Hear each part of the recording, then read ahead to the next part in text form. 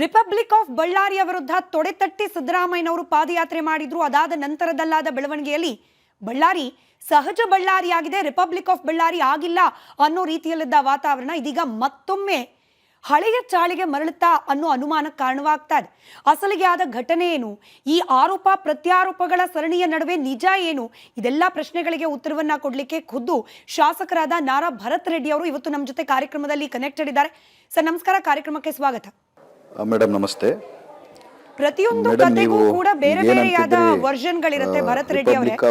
ಈಗ ಆಲ್ರೆಡಿ ನಿಮ್ಮ ವಿರುದ್ಧವಾಗಿ ಮಾತನಾಡ್ತಿರುವವರು ಈ ಕಥೆಯಲ್ಲಿ ನಿಮ್ಮನ್ನ ವಿಲನ್ ಮಾಡಿಬಿಟ್ಟಿದ್ದಾರೆ. ಅಸಲಿಗೆ ಕತೆ ಏನು ಅಂದ್ರೆ ನಡೆದಿದ್ದೇನು ಅಲ್ಲಿ ಅಂತ ಹೇಳಿ ನಿಮ್ಮ ವರ್ಷನ್ ಆಫ್ ಸ್ಟೋರಿ ಏನು ಅಂತ.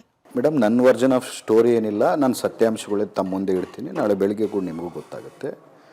ಇದು ನಾವು ಬಳ್ಳಾರಿಯಲ್ಲಿ ಅತಿ ದೊಡ್ಡ ಮಟ್ಟದಲ್ಲಿ ವಾಲ್ಮೀಕಿ ಅವರ ಪುತ್ಥಳಿ ಅನಾವರಣ ಕಾರ್ಯಕ್ರಮವನ್ನು ಮಾಡಬೇಕಂತೇಳಿ, ವಾಲ್ಮೀಕಿ ಅವ್ರದ್ದು ಪುತ್ಥಳಿ ಕೂಡ ನಮ್ಮ ಅರುಣ್ ಯೋಗಿರಾಜನ ಒಂದು ಇವರು ಸ್ಕಲ್ಪ್ಚರ್ ಹತ್ರನೇ ಮಾಡಿಸಿ, ಯಾರು ರಾಮ್ಲಲ್ಲನನ್ನು ಕೆತ್ತನೆ ಮಾಡಿದಾರೋ ಅವರೇ ನಮ್ಮ ಇವ್ರನ್ನ ವಾಲ್ಮೀಕಿ ಅಜ್ಜನವ್ರದ್ದು ಮಾಡಬೇಕಂತೇಳಿ ದೊಡ್ಡ ಮಟ್ಟದಲ್ಲಿ ಆ ಸರ್ಕಲ್ಗೂ ಡೆವಲಪ್ ಮಾಡಿ ಅದನ್ನೊಂದು ದೊಡ್ಡ ರೀತಿಯಲ್ಲಿ ನಾವು ಮಾಡಬೇಕಂತೇಳಿ ನಾವು ನಾಗೇಂದ್ರಣ್ಣವರು, ಗಣೇಶ್ ಅಣ್ಣವರು, ನಮ್ಮ ನಾಸಿರಣ್ಣವರು, ಜಮೀರ್ ಅವರು ಎಲ್ಲರೂ ಇಡೀ ರಾಜ್ಯದಲ್ಲಿ ಇದ್ದಂಥ ಶಾಸಕರು, ಸತೀಶ್ ಅಣ್ಣವರು ಎಲ್ಲರೂ ಸೇರಿ ದೊಡ್ಡ ಮಟ್ಟದಲ್ಲಿ ಮಾಡ್ಬೇಕಂತೇಳಿ ಜನವರಿ 3ಕ್ಕೆ ನಾವು ಇಟ್ಕೊಂಡಿದ್ದೀವಿ.